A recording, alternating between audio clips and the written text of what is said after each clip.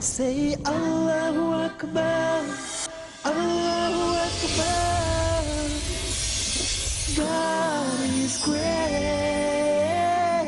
Allahu Akbar, Allahu Akbar. God is great. Assalamu alaikum wa rahmatullahi wa barakatuh. I'd like to welcome you again, dear viewers, to another in our series, The Best in Islam, in which we're looking at what Islam considers to be the best in all spheres of human life.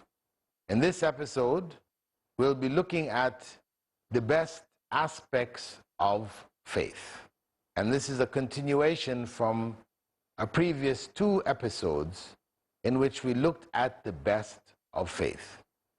In this episode, we'll be looking at a hadith narrated by Abu Huraira, in which the Prophet, may God's peace and blessings be upon him, as saying, Al-imanu bid'un wa sab'un, afdaluha qawlu la ilaha illallah, wa adnaaha imatatul azmi an at-tariq, wal haya'u shu'batun min al-iman.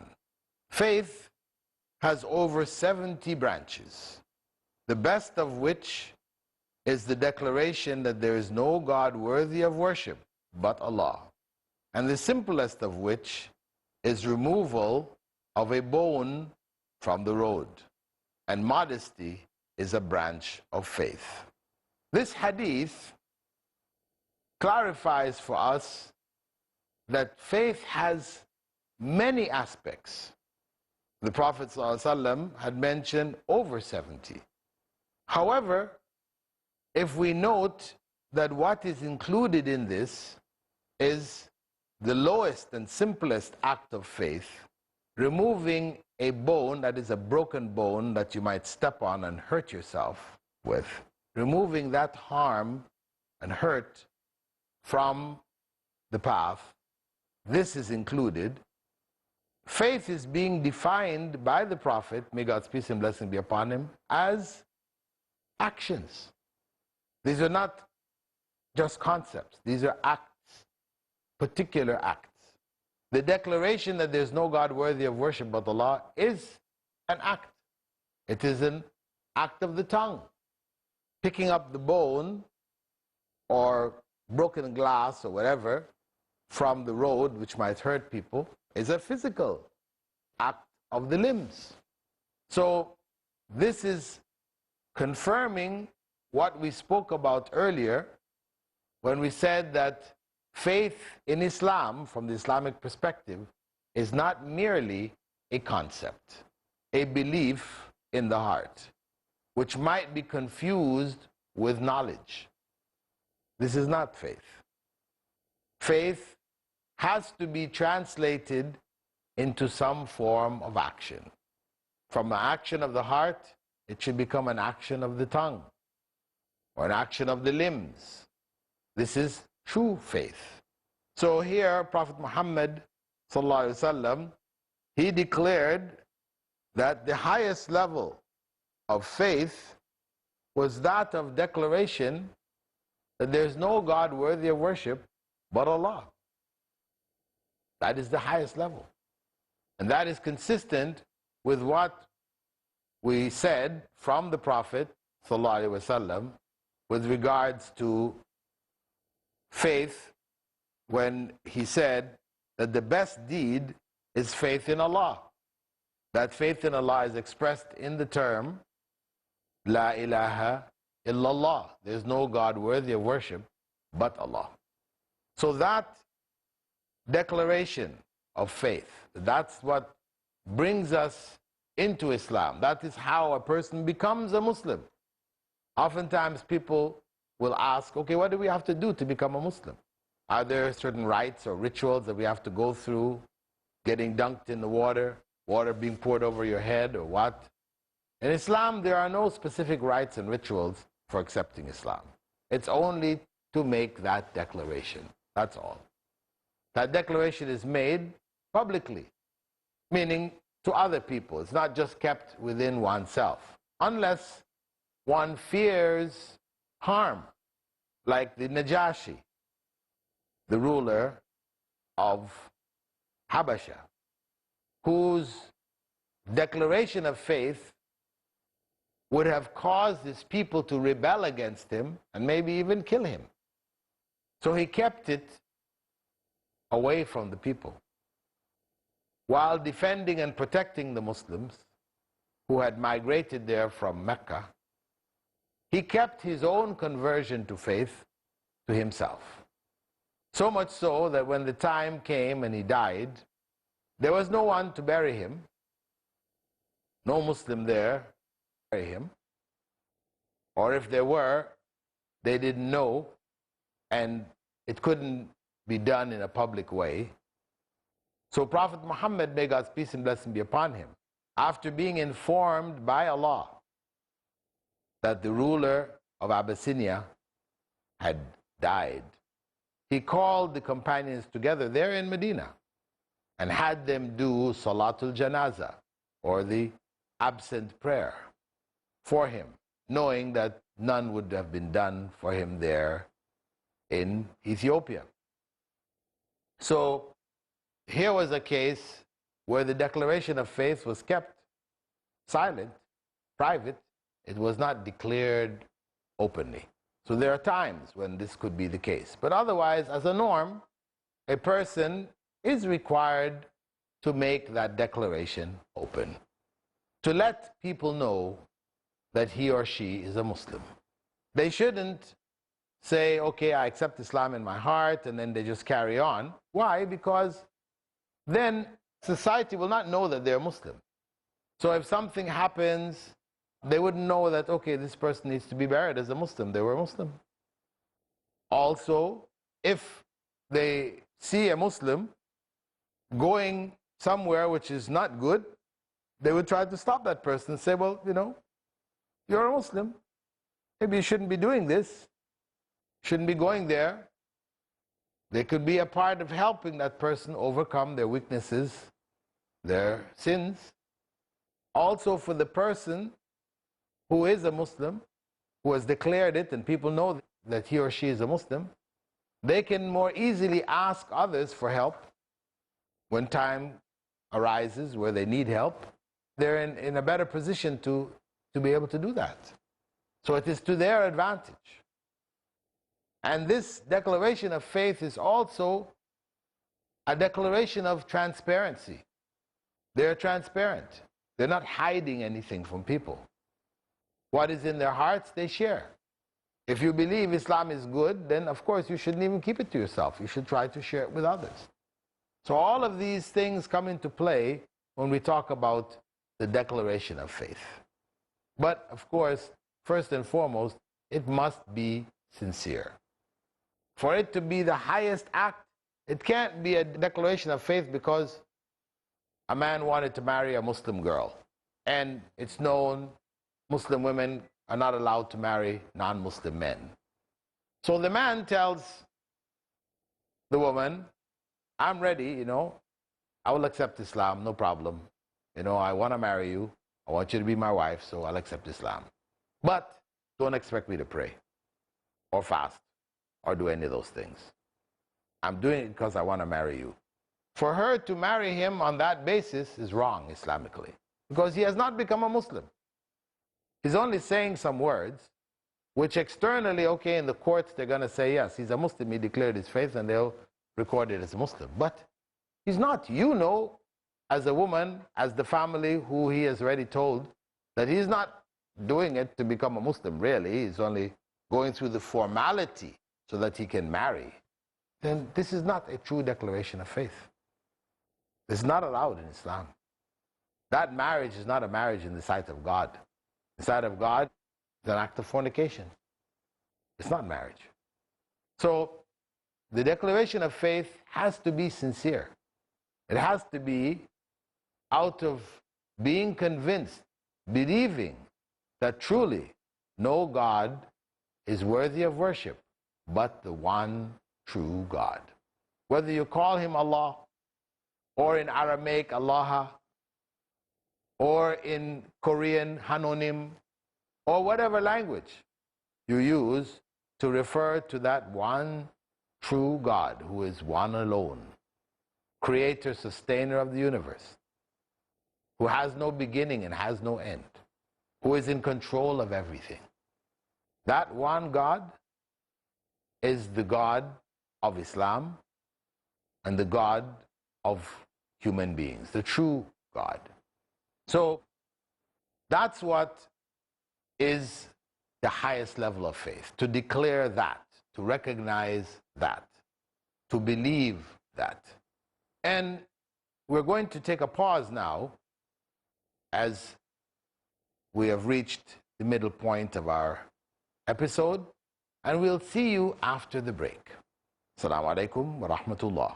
Allahu Akbar, Allahu Akbar.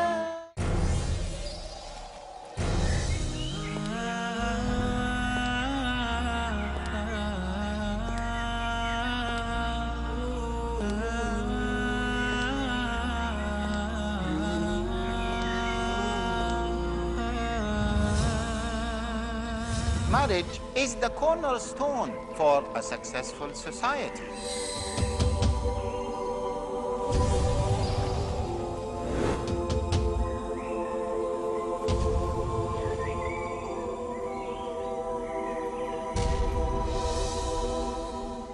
How can we maintain a successful marriage?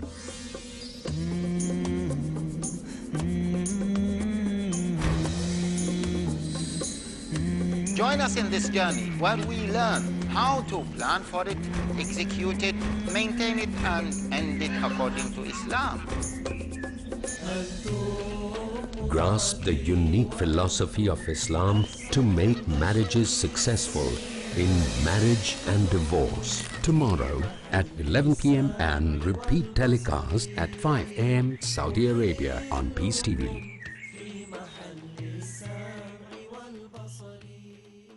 Muhammad, peace be Pearls of Prophet Muhammad, peace be upon him.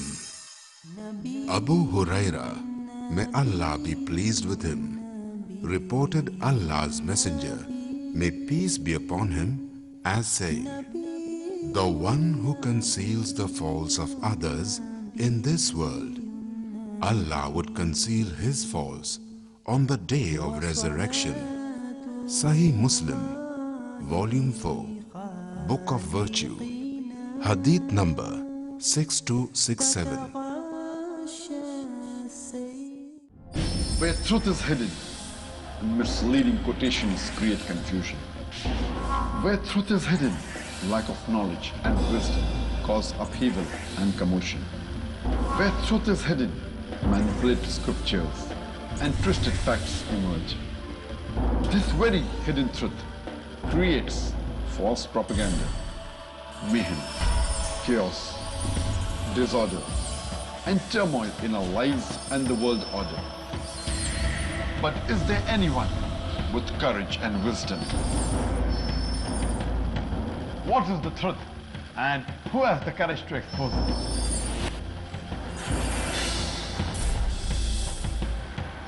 Because it's your right to know the truth.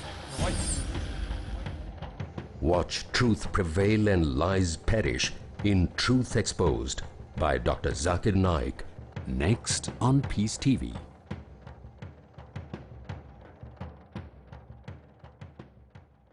Allahu Akbar, Allahu Akbar. Welcome back from the break. We were looking at the branches of faith. And we talked about in the first segment of our episode the declaration of faith being the best of the branches. Then the Prophet, may God's peace and blessing be upon him, went to the other end of the spectrum and said that the simplest of branches is that of removing some harmful objects from the path that people walk on, whatever it may be. In this narration, he mentioned a broken bone, obviously, or something that you can trip over, hurt yourself. Some other narrations he mentioned, sometimes when he spoke it, mentioned this hadith or this statement, he used adha or harm. It refers to anything that would be dangerous to people, removing it from the path. That is the lowest level, because that's something so simple. It seems to be nothing. What is the value? Most people will just walk by. They see something on the ground, they avoid it, and they carry on. They wouldn't think to go, okay, remove it, kick it out of the way, clear it from the path. Because what's the value of that? Well, it has value. It is a part of faith. And that is the comprehensiveness of faith in Islam, that it even governs the removal of objects from the path that people walk. That's how much Islam cares for human welfare. And its principles are universal, so that we don't need to say, well, we're now in the 21st, 22nd century. Times have changed. 1,400 years have passed. Islam is not really that relevant now. We have to change our understanding of, no. Is harm in the place where you walk. Roads might have changed. Our shoes may have changed. However, the idea of objects being in the way when people walk will always be an issue. It could be outside of your home, could be at the workplace, could be in the park, could be anywhere. The idea of that people would drop things and somebody else could be harmed by that thing will remain. It's a universal principle. And even if we say we reach that point in technology where, you have cleaning robots that go and clean up every time anything drops anywhere, so on, so it just immediately cleans it up. So we say we have perfectly clean places. Well, the robot still has to pick it up. You've dropped it. Before the robot could pick it up, somebody could still step and hurt themselves. So if you catch it before, you remove it. So the idea of removing harm from people's way, whether it is literally a broken glass or bone or something on the road, or whether it is a larger object which could hurt people by falling on the road, etc., etc. The point is that the principle here is that nothing is too small to be outside of faith. The faith encompasses everything, every aspect of our lives. There is nothing in our life which is not governed by faith. That's the bottom line. Faith encompasses all. When whatever we do, whatever we say, whatever we think, whatever we play, when all of that is done in accordance with the teachings of Islam, with the guidance that is there, then it is all a part of faith. And that's how Islam perceives faith, as belief and action in accordance with that belief. And no action is too small so as to be considered not a part of faith. The key that we mentioned earlier, previous episode, the key is that we are consistent in doing whatever little that we do. Those small actions, as long as we do it consistently, regularly. Whenever we see that in the path, we do it. Not just one occasion when something has happened and we're looking to try to do some good because, we're suffering, our relative is suffering, whatever. We know doing good, helps to alleviate suffering. So we say, okay, let me go find something good to do. Okay, here's some things in the road, I'll clear it. As soon as the person gets better, okay, enough. You don't do it anymore. That is not a real good deed. The real good deed is the consistent good deed. It's one that you do because you know it's good, and because you know it's good, you should be doing it. So you strive to do it continually. And that's the one which Allah loves the most. The consistent good deed, even though it is small, removing that harm from the road. But we do it wherever we are, wherever we go, whenever the opportunity presents itself. Because it is a good deed ultimately which is added to our scale of good deeds. And though we might consider it something small, Allah may make it something very big. So we don't focus on small, big. We only go for the big deeds, leave out the small deeds. No. Because being consistent with the big ones, much more difficult than being consistent with the small ones. And being consistent with the small ones trains us to be able to be consistent with the big ones. So this is a complete system. That system of faith, as we said, includes all aspects of life. Nothing is too insignificant, too small, too irrelevant to be considered a part of faith. And that's why when people mention, for example, we spoke about clothing, what's best in clothing, etc., where the Prophet, may God's peace and blessing be upon him, had said, for example, for men wearing garments, that their garments should not be below their ankles. This is a principle of dress in Islam. If you're wearing pants or you're wearing a gown, a thobe, like what I'm wearing, it should not hang below the ankle. Some people say this is not important. You know, we should be talking about the big issues of, you know, jihad and this and... Well, we say, brothers, if you can't deal with the little things, then know that when the big things come, you won't be able to deal with them. Because it's all a part of the faith. It's all a part of the system of faith in Islam, which governs everything. It's not limited only to one area, the big areas.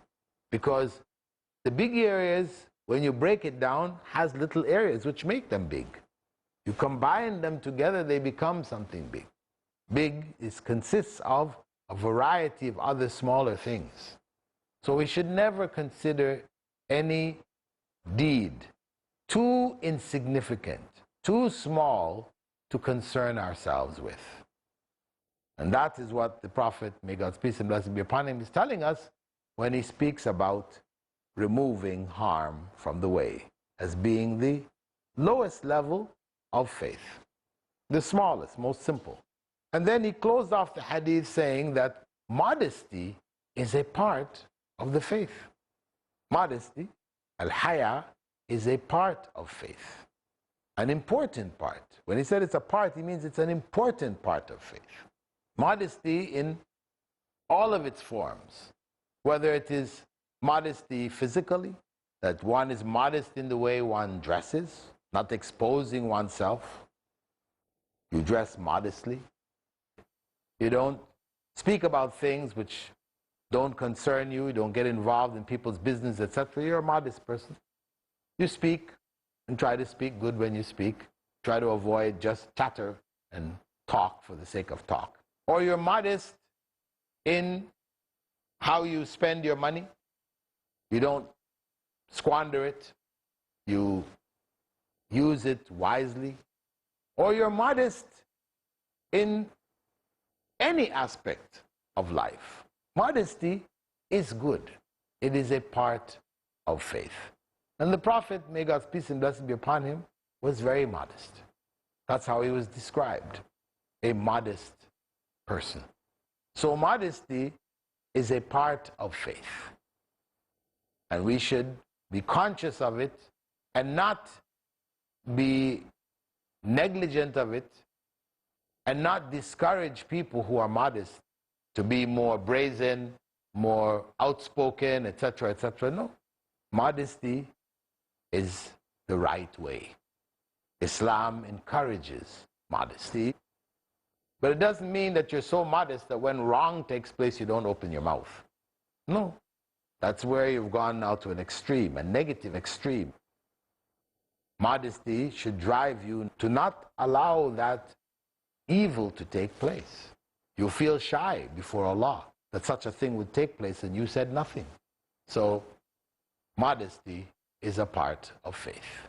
With that, dear viewers, we're going to close out our session now. Our session which focused on the branches of faith. What was best? That was the declaration that there is nothing worthy of worship but Allah. And we hope to see you in our coming episodes where we continue to look at the best in Islam. I bid you farewell. Assalamu alaikum wa rahmatullahi wa barakatuh. Season corns Latina, season corns Angelo, season corns Latina, season corns Angelo.